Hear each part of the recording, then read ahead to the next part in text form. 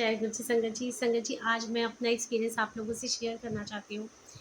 जो भी हम भगवान को मानते हैं ना, तो वो सब कुछ विश्वास पर डिपेंड करती हैं चीज़ें। अगर आपका विश्वास है, तो आपका बेड़ा पार ही समझिए, और अगर विश्वास नहीं है, तो कुछ भी नहीं है आपके पास में। अभी हम लोग जब शीशगंज गुरुद्वारे से 25 बसें एक साथ गई थी, तो 25 बसों में मैं भी गई थी। तो एक्चुअली क्या था कि हम लोगों को 31st नाइट को वापसी के लिए निकलना था। निकलने का टाइम तो 12 बजे का था, लेकिन एक्चुअली में गुरु इकबाल साहिब जी, जो भाई साहब जी आए हुए थे, तो उन्होंने जो समाप्ति करी थी समागम की, वो लगभग 1:30 पौने 2 रात के हो गए।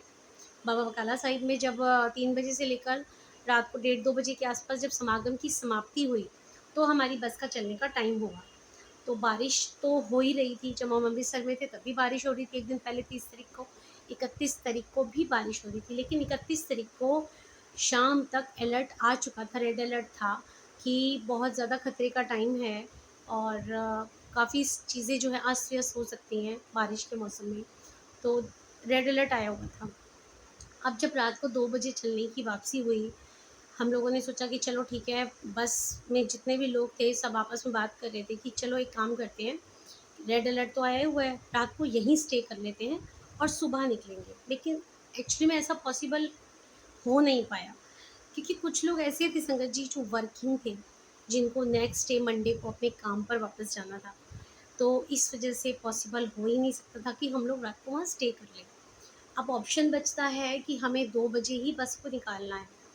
तो उस टाइम सारी संगत ने एक ही बात बोली कि चौपाई साहब का पाठ करो, सिर ढक के सब लोग करो। पूरी बस ने चौपाई साहब का पाठ स्टार्ट किया संगत जी। आप यकीन मानिए, इतनी बारिश में, इतने खतरे में हम सही सलामत चौपाई साहब का पाठ करते हुए शीशगंज गुरुद्वारे पहुंच गए। गुरु महाराज जी का लख लख शुक्राना कि पूरी सारी 25 बसें सही तरीके से शीशगंज गुरुद्वारे में पहुंच गईं। ये बाबा की मेहर है, गुरु महाराज जी की मेहर है। सच में चमत्कार होते हैं, लेकिन विश्वास होना चाहिए। विश्वास है तो सब कुछ है, विश्वास नहीं है तो कुछ भी नहीं है। और चौपाई साहब का पाठ तो स्टार्ट ही इस लाइन से होता है, हमरी करो हाथ दे रक्षा।